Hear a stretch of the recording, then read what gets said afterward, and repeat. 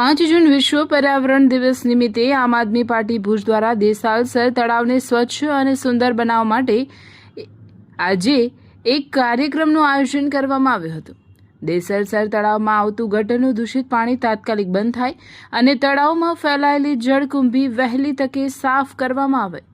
આ બાબતે ભુજ નગરપાલિકાના નવા પ્રમુખ સાહેબનું ધ્યાન દોરવા આ કાર્યક્રમનું આયોજન કરવામાં આવ્યું હતું। અગાઉ પણ લેખિત રજૂઆત કરવામાં આવેલ છે, છતાં કોઈ પણ કામમાં ધ્યાન દોરવામાં આવ્યું નથી। હાલ નગરપાલિકાની નવી બોડી આ કાર્ય કરે તેવી આશા છે, તેવી આમ આદમી પાર્ટીના હોદ્દેદારો અને કાર્યકરો જણાવ્યું હતું। આ કાર્યક્રમમાં હાજર રહેતા પશ્ચિમ કચ્છ પ્રભારી ડોક્ટર નેહલ વૈદ્ય, પશ્ચિમ કચ્છ સંગઠન મંત્રી પરિષદ બિજલાની, ભુજ વિધાનસભા પ્રભારી ખલીફા મોહમ્મદ હુસૈન, ભુજ શહેર મહામંત્રી ઇમરાન રાઠોડ, ભુજ શહેર સહમંત્રી ગુલામ શાહ શેખ, સક્રિય કાર્યકર્તા ઇરશાદ બ્રેડ ઉપસ્થિત રહ્યા હતા। જનમિત્ર ન્યૂઝ, ભુજ કચ્છ। जय हिंद। मारू नाम है इरशाद ब्रेड। હું આમ આદમી પાર્ટીનો વોલેન્ટિયર છું। આજે 5 જૂન છે, પર્યાવરણ દિવસ છે, જેને પૂરી દુનિયામાં એન્વાયરમેન્ટ ડે તરીકે ઉજવવામાં આવે છે। ત્યારે પૂરી દુનિયા જે છે એમાં પર્યાવરણને લગતું તકેદારી લેવામાં આવે છે। ત્યારે આજે હું અહીં જ રહું છું, વોર્ડ નંબર 3 માં, ભુજ નગરપાલિકા વિસ્તારમાં। ત્યારે એક આપણે દેસાલ તળાવ આવેલું છે, ત્યાં આપણે કેટલા વર્ષોથી જોયું છે કે ગટરનું પાણી આવે છે તળાવમાં અને જળકુંભી ઉભેલી છે અને આપણો બહાર કચરો પડેલો છે। આજે અમે આમ આદમી પાર્ટી વતી એક પ્રોગ્રામનો નાનકડો પ્રોગ્રામ ગોઠવવામાં આવ્યો છે કે જે મેસેજ આપીએ આપણે નવનિયુક્ત પ્રમુખ સાહેબને કે કઈ રીતે આ જળકુંભીનો આપણે નિકાલ કરી ગટર બંધ કરીએ, જેથી આ તળાવ જે છે, જે રાજા સાહેબે જે તે સમયે આ પીવાના પાણી તરીકે તળાવનું નિર્માણ કર્યો હતો, તે તળાવ તેવો પાછો સ્વચ્છ અને સુંદર બને તે માટે આપણે સરકારને જગાડવા માટે આજે પ્રોગ્રામનું આયોજન કરવામાં આવ્યું છે। જેમાં આપણા ડોક્ટર અહીંયા ભુજ સિટીના ડોક્ટર નેહલ વૈદ્ય સાહેબ હાજર હતા, સોની સાહેબ હાજર હતા, પ્રક્ષિત સોની સાહેબ, મોહમ્મદભાઈ અને ઇમરાનભાઈ હાજર રહ્યા હતા। એ બદલ સૌનો આભાર છે અને આ સૌનો મેસેજ છે કે આગળ આપણે એ રીતે કામ કરવું અને તળાવને સ્વચ્છ બનાવવો।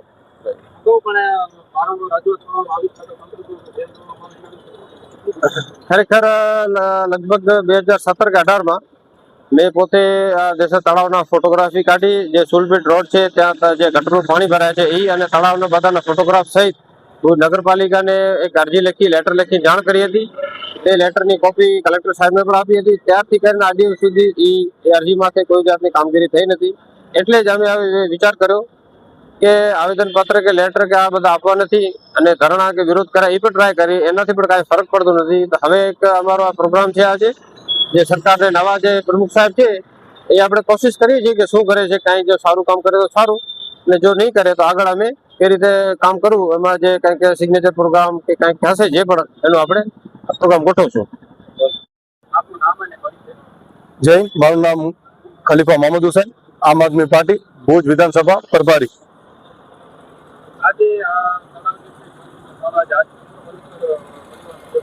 આજે પર્યાવરણ દિવસ છે ને અમે દેસાલ તળાવની આજે મુલાકાત કરી છે। આમ તો અમે 1 વર્ષમાં 2 થી 3 વખત અહીંયા આવી ને તંત્રને જગાડવાનું કામ કરીએ છીએ, પણ તંત્ર ક્યાંક ને ક્યાંક આડા કાન કરીને બેઠો છે।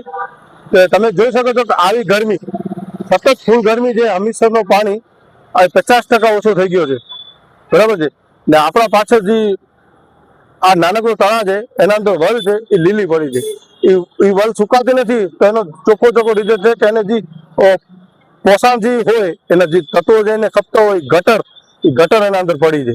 તો હું તો તંત્રને પણ ત્યાંથી કહીશ કે તાત્કાલિક આવીને આ ગટરનું પાણી દેસાલ તળાવમાં બંધ કરવામાં આવે।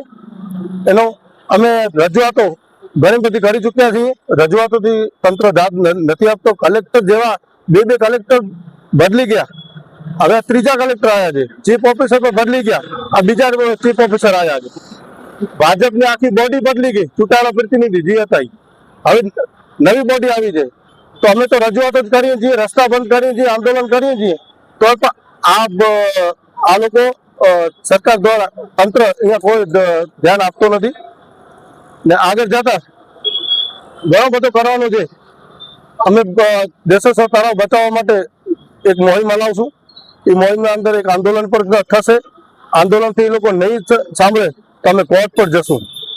દેસાલ તળાવ તો બચાવી દેશું। ભુજની અસ્મિતા જેટલી હમીસર જ છે એટલો આપણો દેશેશ્વર તળાવ પર છે ને ભુજવાસીઓ પણ કહીશ કે આપણે ભુજથી પ્રેમ કરીએ છીએ, જેવી રીતે આપણે દેશથી પ્રેમ કરીએ છીએ, દેશમાં કાંઈ પણ મુસીબત આવે તો આપણે સૌ બધા એક થઈને જઈએ છીએ, તો એવી જ રીતે ભુજને આપણે પ્રેમ કરીએ છીએ.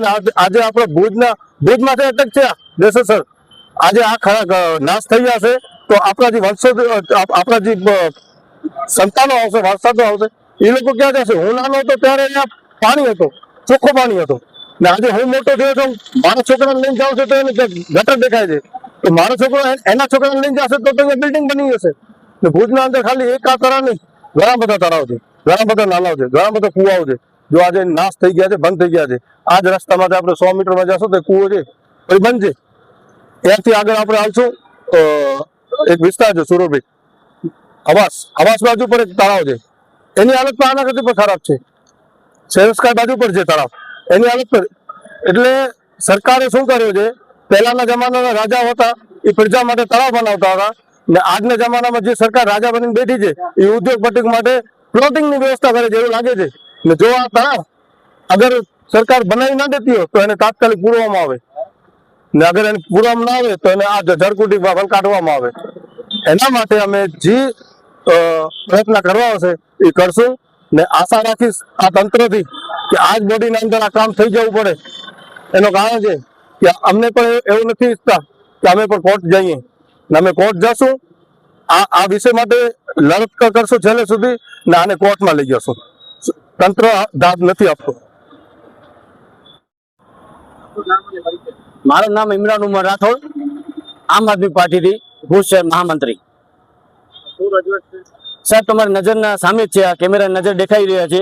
અત્યારે આ આપણા તળાવ છે આપણા ભુજના, જેના મારે ખ્યાલે આપણી બહેનો અહીંયા પાણીથી પોતા કપડાં ધોવાને આવતી હતી. અહીંયા જે વખતે અત્યારે કુંડી ઉગેલી છે, પણ જે વખતે મેં કીધું હતું આ કઈ કુંડી છે એનો કાંઈ મને જવાબ હજી મળ્યો નથી. પણ આના માટે પબ્લિકને અમે કહી રહ્યા છીએ થોડા તમે પણ જાગૃત થાઓ. અમે તમારી સાથે રહીને આ કામ કરવા માટે તૈયાર છીએ, અમે અંદર ઉતરવા માટે પણ તૈયાર છીએ, પણ કોઈ તંત્રનું પેટનું પાણી હાલતો નથી. આપણા અહીંયાના સંસદ આપણા જ છે, ને આપણા વિધાનસભાના આપણા અહીંયા ભુજના જ છે. તો હવે નગરપાલિકા તમને ખ્યાલ હશે અહીંયા ભુજના જ છે. તો હવે કોને રજૂઆત કરીએ અમે સાહેબ? હવે અમે કલેક્ટર સાહેબને પણ રજૂઆત કરી ચૂક્યા છીએ.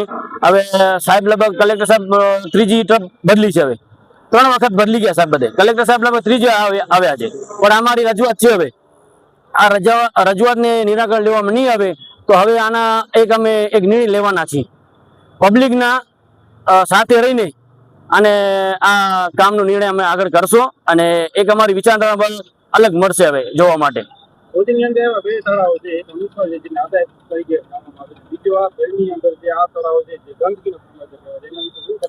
સાહેબ અત્યારે મેં એ પણ તમને કહ્યું, હમીસર તળાવ અત્યારે આના જેવી જ હાલત થવાની છે. તમે લગભગ મારા ખ્યાલ જોયા પર હશો, પાછળના વિસ્તારમાં ગટર આવી રહ્યો છે, તો હમીસર તળાવ પર ગટરમાં થવાનું છે ટૂંક સમયની અંદરમાં. પણ હાલમાં આ નથી નિરાકરણ લેવામાં આવતો, પછી હમીસરનું કોઈ નિરાકરણ લેવામાં આવશે સાહેબ? એ તમે મને એક મીડિયા માધ્યમથી કહી રહ્યો છું, પણ આનો કોણ લેશે નિરાકરણ? બાકી તો તંત્રનું કોઈનું પેટનું પાણી હાલતો નથી.